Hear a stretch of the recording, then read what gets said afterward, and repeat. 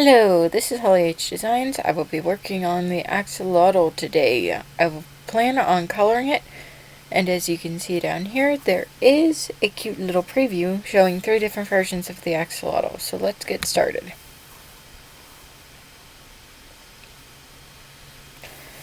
Now, the main Axolotl we're going to be working on is the first one, and I will be moving all of the text to a separate layer so that it will not be visible in this file, since it will not be the main focus of what's being colored. It's simple enough to move items to a new layer. You just simply have to hit the Control X button, which will automatically copy the item, and then hit Control F to repaste it into place. Now this layer will be locked and visibility will be turned off. Now, here I will zoom in. One of the first things that I usually do whenever I start an image, whenever it comes to coloring it in, is I make the point size of the stroke much larger, because I prefer a larger stroke size with detail. Then I choose the base color for the outline. For example, this base color is going to be pink, since a lot of people are familiar with the albino axolotl. Now, that color will change based on which piece I'm working on, and this pink is a little bit more purple than what I would like. There's a very easy way to fix that though. You can go under Window, go under Color. I'm just going to snap this over here for easier access later. Select the entire image. See, it already has the stroke selected. Now, this is cool. This, see, right here, this represents cyan. We are working in a cyan, magenta, yellow, black coloring scale. This is your basic printing coloring scale,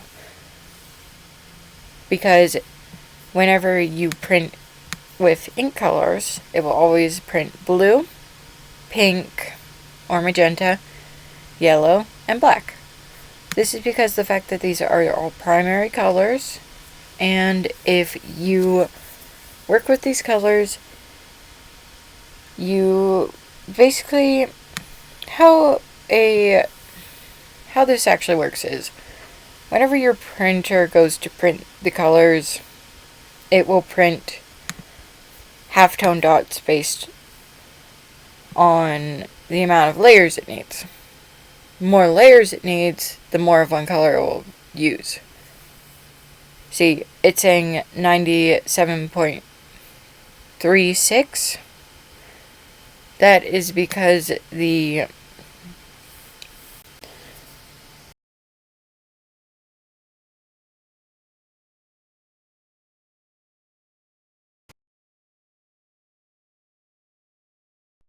has 0% on Y, K, and C, because I didn't want to add any secondary colors. If I add a secondary color, it dramatically changes the color. Each one of these colors can be mixed with another one to create a completely new color. But for this, I want to have most of it being magenta and maybe a little bit of K, just because the fact that whenever I actually go to use shading and such, I need to have the base outlines being a lot darker than the original outline. Well, the original fill on the colors. Now, I had prepared this in advance where I had grouped this. I'm going to reverse this color. Go into here. If you double click, it will open up the color picker, and then you can basically just go through all the colors. You don't have to worry about the percentages here. It's going to be more of a pale pink versus a deep pink. I can fine tune this whenever I actually go back into the other version where it's just a color. I'm going to remove the cyan, add some K, remove the yellow. You see that it is a very nice deep pink. The Objects here are actually grouped to keep them from needing to be selected individually, because if I had to select everything individually, I would have a lot more issues. Ordinarily, I would have made a clipping mask, but for right now, we just have it grouped. If I need to later, I will make this into a clipping mask inside of this heart. I can double click, and then it will isolate the group, and I will be able to select any piece in here. These are my first couple of steps. Now what I need to do is I need to figure out a base color. For example, whenever I actually get into the fins, more than likely I'm not going to be using the same outline. It might become lighter or darker, but since the fins are lighter, we're going to select a base color. Maybe a pale pink for now. And then I will go in and change this, since this no longer has to be as dark as what it is, to a bit of a lighter pink. I can use the eyedropper tool to select any piece that I have already colored.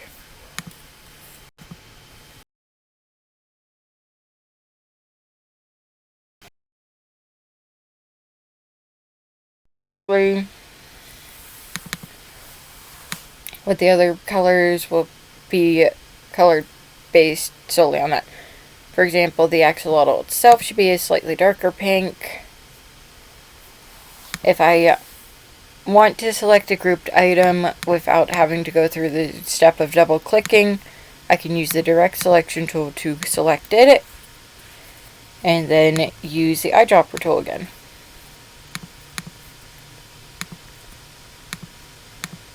I might make the axolotl more pale, since this is a little bit dark, and make his tail almost pure white.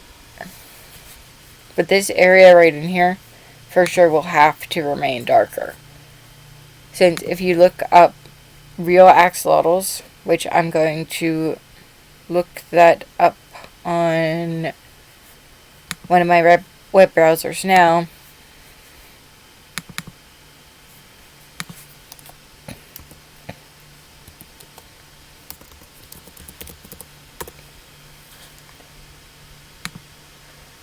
You will see that the albino axolotl has a much darker, almost pinkish red on its head. Now, oops. Here it is.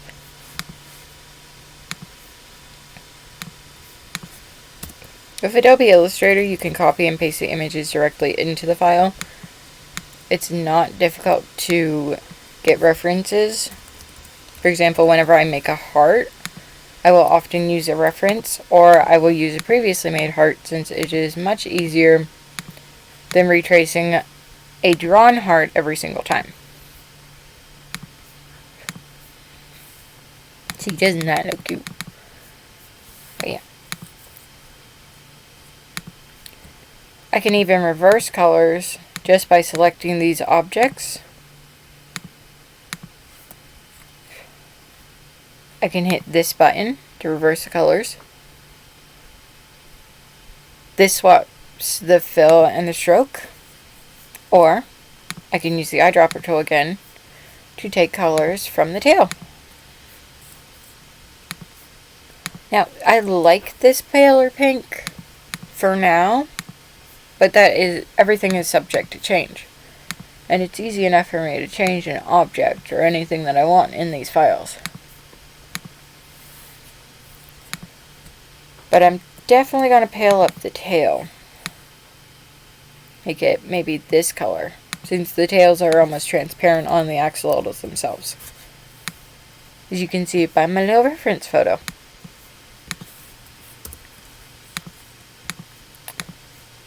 I am going to undo part of that really quickly just because I want the tail sample back. And you will see why I want that back in a moment.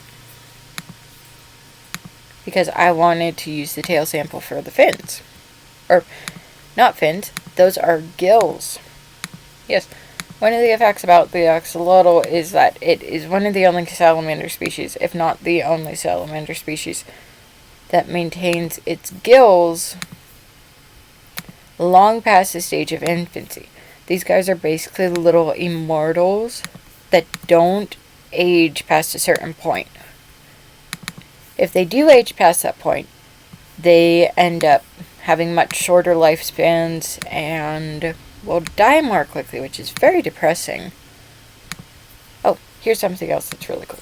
If I take and select these guys, but for example, I don't like the stroke, it's too dark, I can use my eyedropper tool and I can go through and make sure that I am only selecting the strokes whenever I go to select another object. See? With the eyes, I'm going to keep them that way for a little bit because I plan on making the eyes completely black. But I am still debating if I want to add irises or pupils right now. I think the cheeks are not going to have a stroke. They're just going to be completely pink, like this. Gotta save. Always remember that whenever you're doing a project like this, you need to hit Control Save constantly. If you do not hit Control Save, there's a high chance that your file will close itself out and you need to go back in. Which I am going to say, that's completely annoying. But if you hit Control Save, it makes sure that you're not losing your file continuously. You're making the saves that you need to. And while you're doing that, you can just go through again. And there is a history option in a lot of these programs where they'll record a certain amount of history. Once you exit the save, it won't have that history anymore. But while you're in the save, it will keep the history. Until then, though, it's fine. The main thing is to make sure that you are saving where you need to. Because, like I said, if this exits out of it suddenly, like, okay, for example, I don't hit save. I'm just gonna do this. I don't hit save. I exit. Ah, dang it, why did it do that? It's fine. I guess this has an autosave, but a lot of your programs don't have autosaves, where they won't save a part of it. Luckily, I have my little backup axolotls that you guys saw. And this program, like Photoshop, InDesign, all the other ones, can randomly exit itself out. It's nothing to do with the program. Technology is glitchy.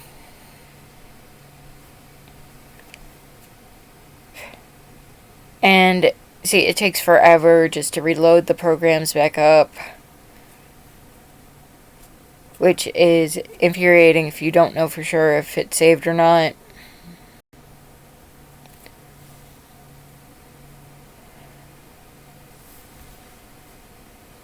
I'm going to be making a lot of mistakes on this because this is literally one where I'm just going through and having fun. Now, see, whenever I go to undo, I can't undo that. So autosave is annoying in itself. So we're just going to take the George axolotl, copy and paste it. Each axolotl was made the same way. So I should be able to just get rid of his little glasses. And see, I have my base axolotl back. And from here, I can just redo everything that I did. Now, if I didn't have the autosave, it wouldn't have done that. Ah, yes, I forgot to turn that back on. Boop. Boop. If I would not have had an autosave on the program itself, it would have never done that. With the gills, unfortunately, they are gone with the original color. But, easy enough fix. It was just a darker version of pink.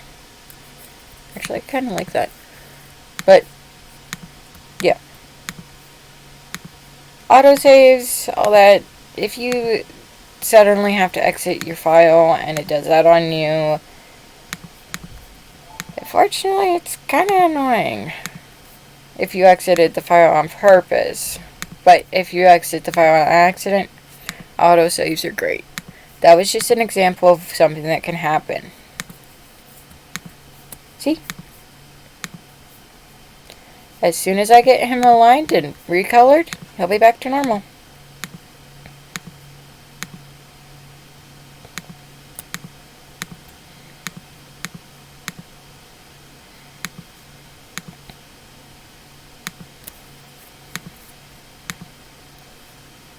Now, for this, I might just do a short video.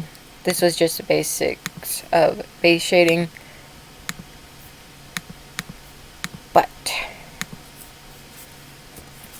I'm going to finish this base shading. See, since I never had the head hearts grouped, I have to select each individual one. If you hit Control G, you can regroup everything. The heart is simple enough. The heart wasn't even really shaded or colored yet. So I just need to reselect the heart. Remember, there is a difference between these two. Whenever you're doing this, the direct selection tool will only do points, and if you hit the base fill, it will select the entire thing, or at least a fill of it, so you can edit it. If you hit this, it will select an entire group. It will select basically everything that is encompassed in the little selection areas. So you need to know the difference between those two. I use a lot of points in this because whenever I am creating these, I am going through them and making sure that everything has been either colored, filled, whatever I need to. If I stop doing that, for example,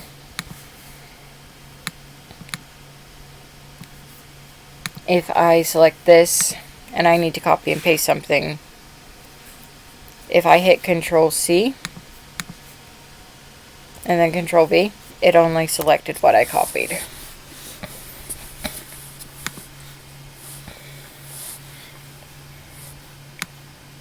I'm just trying to make sure that he's aligned with the other axolotls now. I was not expecting it to Control Save on its own. That was my bad. I might disable that simply because of the fact that I do sometimes need it to not autosave. Okay. For this, I'm going to go with a more pale pink than the hearts. And this piece got colored because this piece is its own separate piece. I can either remove the fill completely, or I can just leave it with a fill, but it has to be the same or else it's going to cause that issue again. Gonna get rid of that little heart that somehow got in there. Now I need to edit these pieces separately. So I had to double click, get in here. Now I might leave this white actually, or just make it more of a pale. Because that's cute. That is cute. But see how it contradicts the axolotl itself. Now let's go back in here.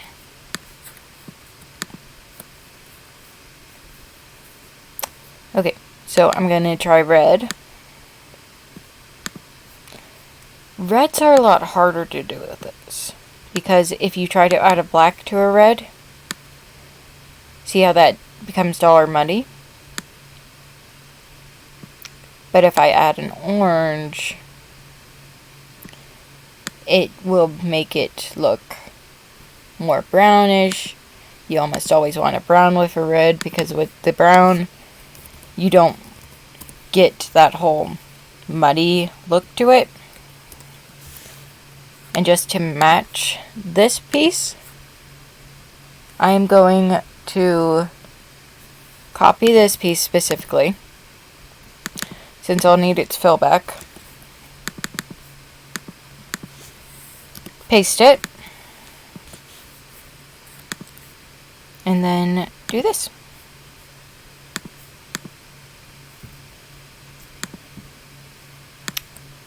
I just want to see how that looks. Perhaps I will just do that. Where I'm just going to take my selection tool, copy, and then take my little hearts, copy this, inverse, get rid of, and that's cute. That is very cute. I'll make the hearts a little bit more of a pale color, but that is very cute for right now. Yeah, see, that didn't work because I needed to have the outline, not the fill. I'm going to make a lot of mistakes doing this. Basically, the entire process is like a trial-based process. It's not going to be perfect until the end. And even then, there's going to be some little flaws. With this, I might just want to get rid of the orange piece. I could even make it a bright red. But there should be the ability to preview, but there isn't in this program. It's mostly in Photoshop and other programs where you can preview it. Okay. So I'm not really liking the look of those hearts. There's another option. I can go paler. Oh, okay. That's actually cute. Now, see, for example, you don't want that. There's two ways to fix that. I can either go in here, copy the heart shape, go to here, hit Control F, and then get rid of my fill. See, it now overlaps the hearts. And now, what you guys have been waiting for.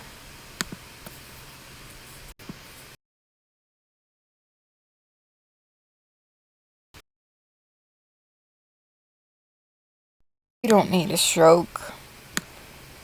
But since this one has the little highlights in the eyes, I have to go in here.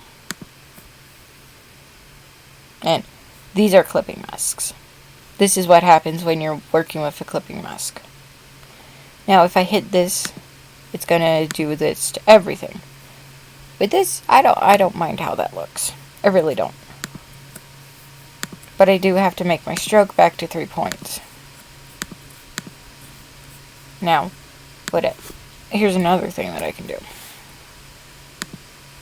I'm going to move these. This is the other part of the direct selection tool. I can move the anchor points without affecting the rest of it.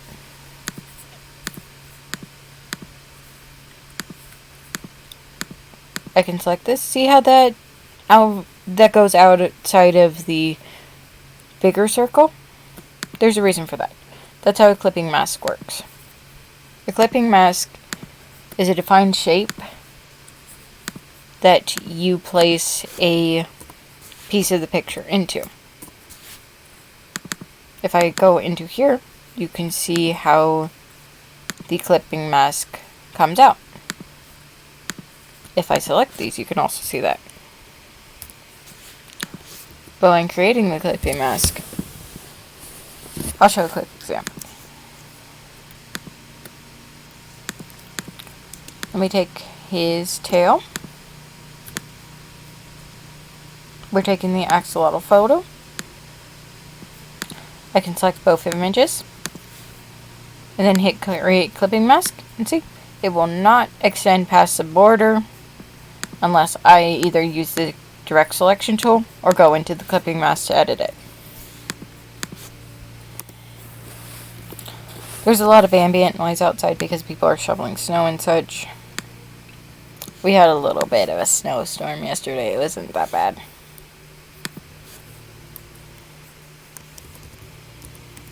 And I think that will be about it for now, because I really don't want this video to go on too long. I'm going to make 2 separate videos, maybe just to show the shading part next. Okay, I believe that's it for now. Thank you.